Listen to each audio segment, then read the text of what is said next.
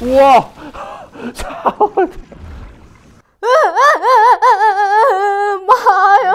切，别这样，哇，没事没事没事，切。我丢，不是，有声音，我丢。嘿，大家好，我是一王，欢迎来到最新一集的开箱英文录啊！这一次我们来开箱上手的是索尼最新的 VR 头显 PlayStation VR 2。之前我购买过另外一款热门的 VR 头显 Oculus Quest 2啊，括号现在已经改名叫做 Meta Quest 2了啊。我用它玩了半条命 Alex 以及 The Room VR 啊，觉得完全是值回票价的，游戏体验真的和用显示器玩的时候很不一样啊，临场感提升非常之巨大啊。不过之后我的 Quest 2啊就吃了1年多的灰啊，因为好的 VR 游戏真的太少了。然后现在索尼自家的 VR 头显推出第2代了啊，除了各种性能和功能的提升之外啊，首发还有大作护航。索尼在游戏主机领域耕耘多年，本身也有第一方游戏工作室啊，听上去就很有机会可以解决 VR 的核心痛点啊，优质内容的缺乏啊，所以它一开预售，我就立马在官方旗舰店付了定金，然后别说发货了，我都还没有付尾款啊，隔壁百亿补贴上面就降到4000块钱了啊，直接就省了一个500块钱的定金。如果不是想第一时间玩到，我真的立马就退掉重新买了。另外，对它感兴趣的同学要注意 ，PSVR 2目前不适配 PC， 只能连接 PS5使用啊，以后不知道有没有机会破解。好，牢骚发完，来开箱。哦，然后是赠品，首发冤种赠品，应该是个毛毯吧？不看了。PlayStation VR 2，旁边就是产品的外观什么的。这个有点意思。PlayStation logo， 圆圈、三角、方块、叉叉。哦，差点倒出来。哦 ，Type A 到 Type C 的数据线，使用说明书。这个是送的耳机，入耳式的。头盔本体。跟 PS5 主机以及手柄一样的黑白配色风格。这条连接主机用的 Type C 线，它是不能取下来的。放一边。应该叫它手柄还是叫它控制器呢？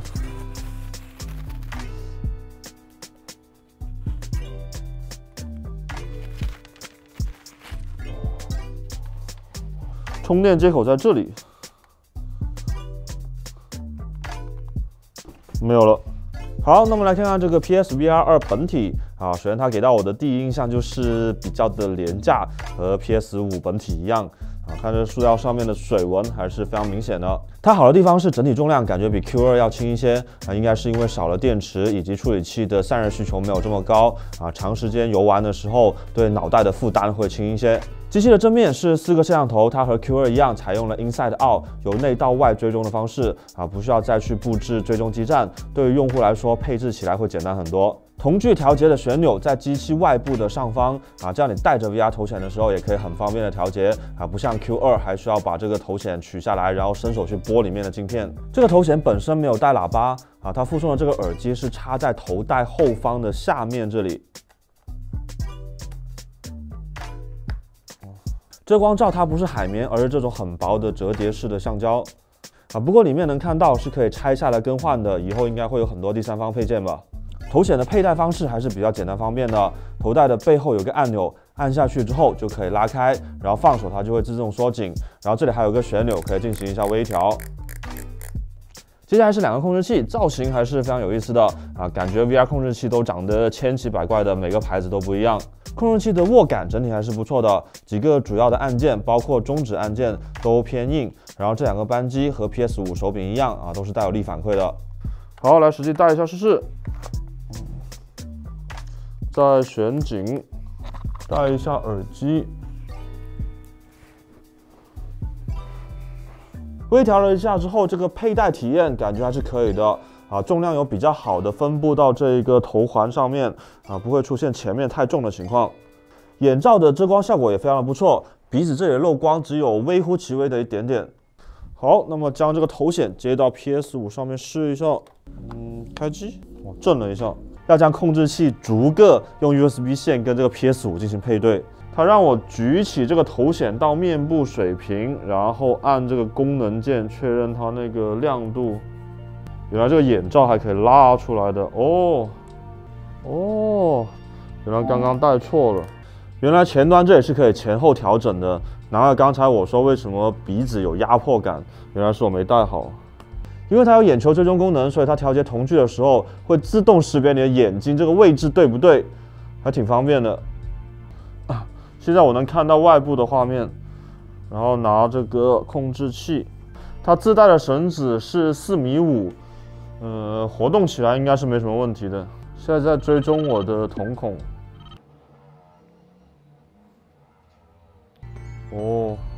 传说中的瞳孔追踪功能，哇，还挺科幻的。它会自动扫描周围的东西的一个3D 一个构造。还是要锁得比较紧，确保这个镜片和眼睛对得比较齐才行啊，不然文字会看到有明显的这个重影，就看不清晰那样子。它这个控制器的形状太复杂了，有时候拿下来之后要找回去握哪里有点困难。好，来试一下这个 PSVR 2的专用护航大作《地平线：山之呼唤》。哦，对了，给不熟悉 VR 的观众说明一下啊，因为人的脑袋正常是会进行一些运动，会有不规则的抖动什么的啊，所以呢，等一下录下来的画面可能会比较抖，我们后期会尝试去开那个稳定。如果你看着还是不舒服、不习惯的话呢，那就没有什么办法了。这个好，开眼球追踪，中间能看到一个点，我现在没有进行任何操作，仅通过眼睛就可以切换这个菜单的选项。好，这个眼球追踪还是挺厉害的。好，进入游戏了。哇！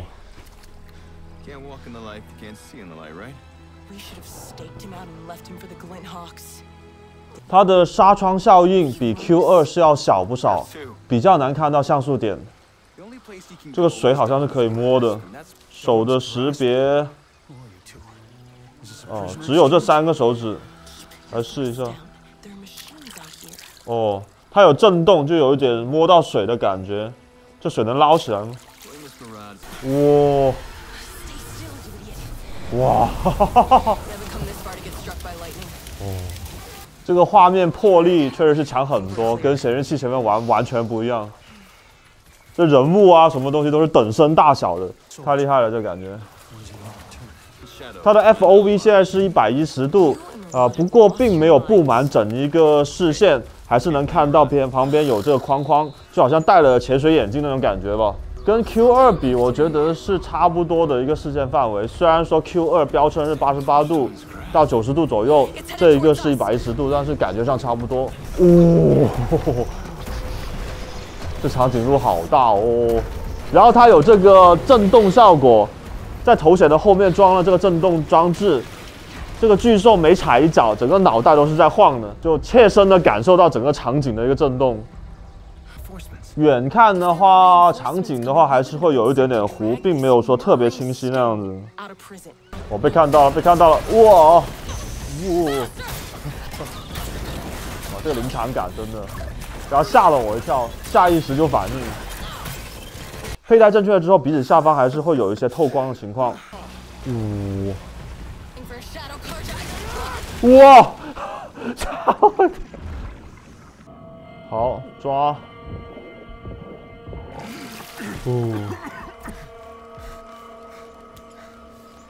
好，然后使用 L 进行移动。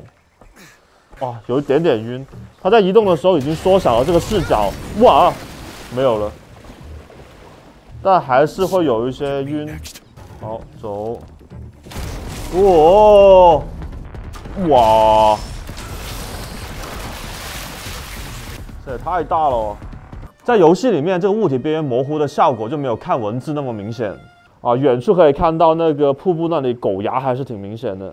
这个游戏如果做成走哪哪他那个风格的话，真的是可以吓死人。可以拿弓了，终于可以尝试一下它的射箭的效果了。这个瞄准。好，这个眼球追踪还是挺准的，真是看哪打哪。好，来看一下那个眼球追踪渲染是不是有起作用。我现在看了这个铜，然后看了这个瓶子，啊，不知道注视点以外现在是什么情况。好，再看铜，再看瓶子，习惯一下之后就没那么晕了。啊？它真的会咬一口的吗？ I'm gonna need that. 再来一个。哈哈哈，这个能吹吗？还真的可以。哦，像 Alex 一样啊，可以画画。这个手臂做的有点怪怪的，它跟墙壁有物理作用，然后就好像不是我的手一样。场景互动还是做的挺多的，这个也可以。这个开发应该还挺费功夫的哦。要来了吗，敌人？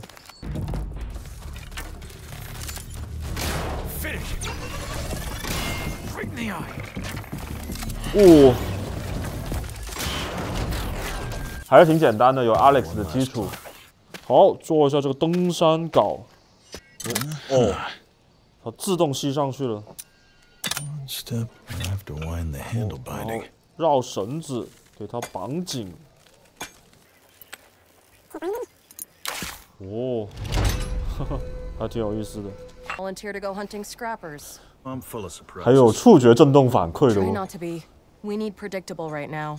PSVR 2说它是支持3D 音效的啊，当我背对着 NPC 听他说话的时候，好像确实是能有这个感觉。不知道他附送的这副耳机是不是支持这个3D 音效，还是说一定要那一个头戴的才可以？啊，突然有一种玩古墓丽影的感觉。啊，这个游戏叫做《山之呼唤》，然后真的是全程在爬山。 啊，通过这样手臂移动呢，感觉确实是没有说直接用摇杆移动这么晕啊，就是手会比较累一点啊，可能起到锻炼作用吧。哇，这一下是有一点点晕。啊，哇！好了，开始走哪塌了。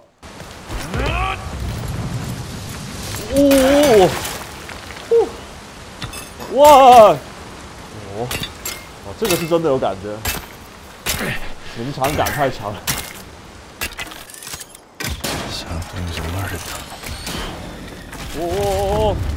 哇！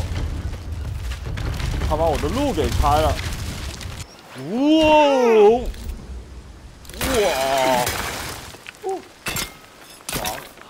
好，下一个是玩的游戏是《跑车浪漫旅7 GT7》啊，我们专门让肥仔从他家里面把这个罗技的方向盘 G29给搬了过来啊，所以这个游戏也是由肥仔来试玩。刚好肥仔他是戴眼镜的，我们来测试一下这个 PSVR 2跟眼镜的兼容情况怎么样？来试一下。现在我已经是调好了，戴着眼镜呢也是能用的，也是能调清楚的。然后呢，现在我有明显一个感觉啊，它是没有 Q2 那样有压迫感，就不会对眼镜压住，这样很难受的一个感觉。但是呢，我担心啊，我在激烈的运动的时候呢，眼镜会有点松，会撞到前面的这个镜片哦。啊，说起这个，其实现在淘宝跟闲鱼上面已经可以定制这个专用的近视的磁吸的镜片，可以吸在里面，不用戴眼镜也是可以玩的了。哦，这个还有一个好处啊，它是不会压到头发的，正所谓发型不能乱，是不是？我说明啊，这张图我是第一次玩了啊，这个感觉真的比32:9那个显示屏要好很多哦，就脸上有一个100寸的大屏的感觉，2000 GT， 老车了这个是，是能看到车顶的，两边的视觉也可以。因为我能看到我的脚哦，喂！为什么突然间就来个急弯呢？哇，这个漂移，一定要这么爽！一顿操作猛如虎，一看车速只有45啊，开起来其实有点像真车 GT7，还是一个比较偏向于模拟向的游戏为主。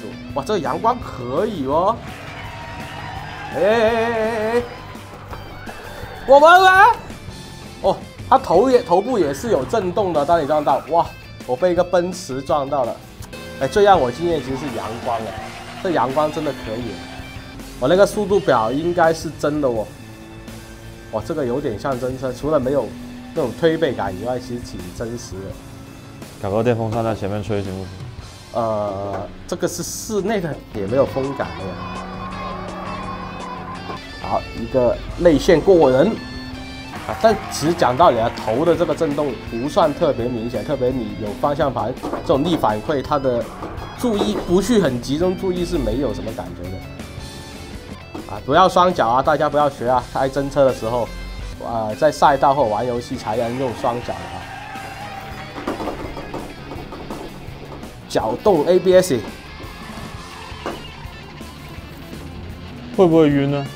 还好，讲道理真的还好，这个晕眩感没有说很厉害。但是有人明显看到那些点点呢，这像素能看到一点点哦，就特别看天空的时候。哎，我不是刹车了吗？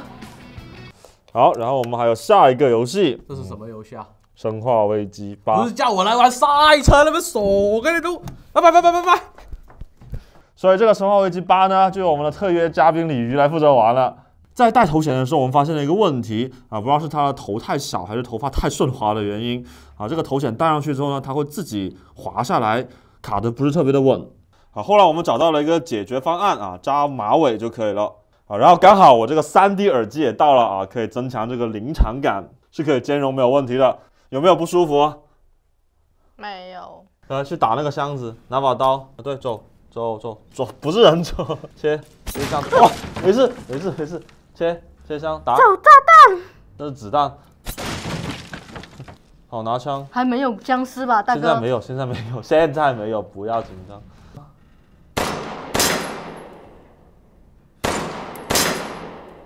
我看不到。哦，蹲下，不是人，按那个右摇杆按下去。好，我终于看得到。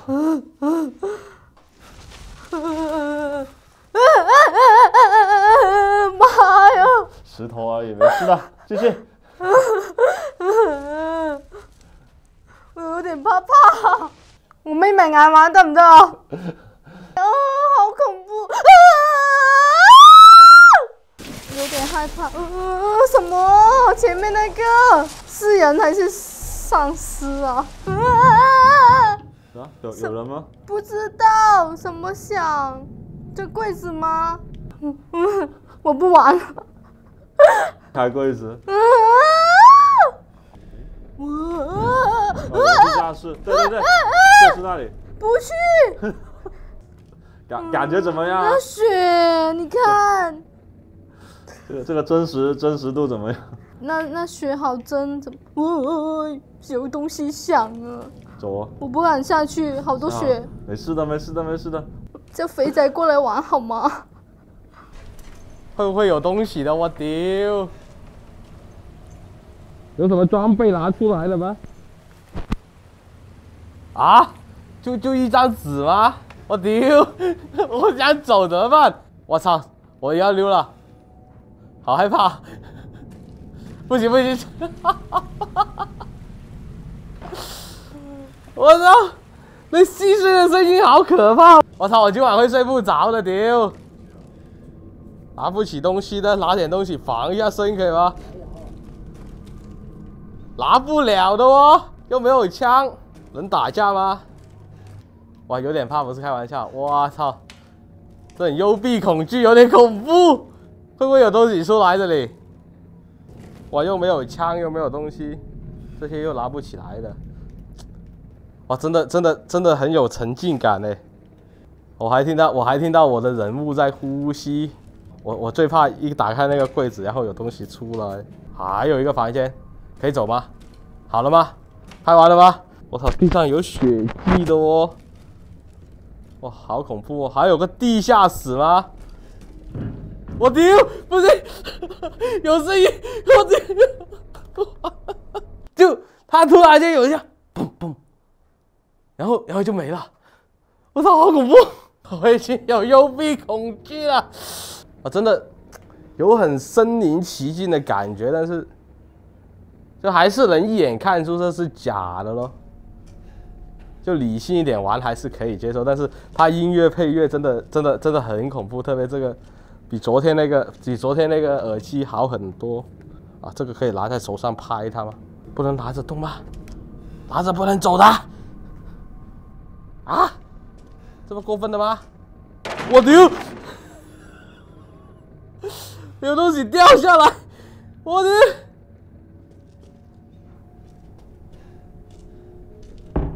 哦，有个衣柜，然后上面是雪。哦，它这里氛围渲染的很好哦。哇，老鼠！哦，好爱恐怖，好爱恐怖哦！我的，我的！它突然，天花板上有脚步哦，还是什么鬼？哦，不行不行不行，真的不能玩。哦，它头的那个还会，就是说，刚刚不是有一个上面在震动嘛，突然间震动一下，然后我头这里才会有一点点震动。哇，但是，哇，这氛围渲染的，哇，鸡皮疙瘩都要起来了。哇，真的不行不行不行不行不行，接受不了接受不了，真的太怕了，我太怕玩这种了。好，那么来到总结时间了，先来看一下优点的部分。印象让我最深刻的还是它的易用性，这个体验和在游戏主机上面玩游戏是一样的啊，不用太纠结驱动、设置、硬件配置、帧率调校等东西啊，简单的初始化之后就能爽玩游戏了。提高了分辨率的 OLED 屏的视觉效果啊，也是挺不错的。纱窗问题还是存在，但是我觉得已经是比较轻微了啊。自适应扳机和头部震动也能带来更深入的沉浸式的体验。还有透视模式的切换比较简单，按一个键就可以了啊，不像 Q2是轻拍侧面来切换透视模式啊，实际使用中老是触发失灵。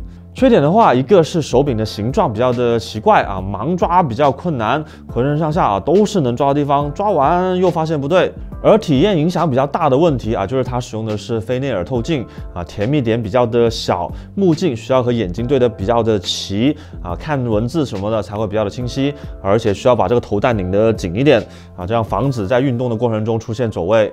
内容这一块，目前试玩了这几款游戏，我个人是比较满意的啊，其中有2款是索尼第一方的游戏啊 ，Only on PlayStation for a while。按照卡普空的一贯作风啊，后面生化4的重制版啊，应该也会支持 VR。其他厂家的跟进好像也挺快的，还有坊间传闻 Alex 也要上 PSVR 2啊，加上索尼自己的运营，短期看起来内容还是比较有保障的啊。当然啊 ，PS5 自身的游戏啊，也不能说是丰富吧。最后价格的话 ，PSVR 2确实是比较贵的啊，作为一套外设，比主机本体都要贵了。这2个控制器的磁吸充电底座还要单独卖300多块钱啊，更是离谱。当然，在预算不是问题，你本身又有 PS5 的情况下啊，你又想体验几个比较好玩的 VR 大作的话啊 ，PSVR 2我觉得是可以入手的。特别是玩赛车模拟类的游戏啊，这个头显对比其他赛车外设来说啊，它还真不算贵的，而且它还能带来比3连屏都要有沉浸感的体验。而对 VR 不算是非常感冒的用户，可以再多观察一段时间啊，看一下游戏后续的发布情况啊，这也和买游戏主机的逻辑是一样的啊，重点是看上面有没有你想玩的游戏啊，内容才是核心。好，那么这一期的节目就到这里了。如果喜欢的话，记得点赞和评论支持一下。习惯中上面点一个订阅，就不会错过后面的精彩影片了。我是一王，下期见，拜拜。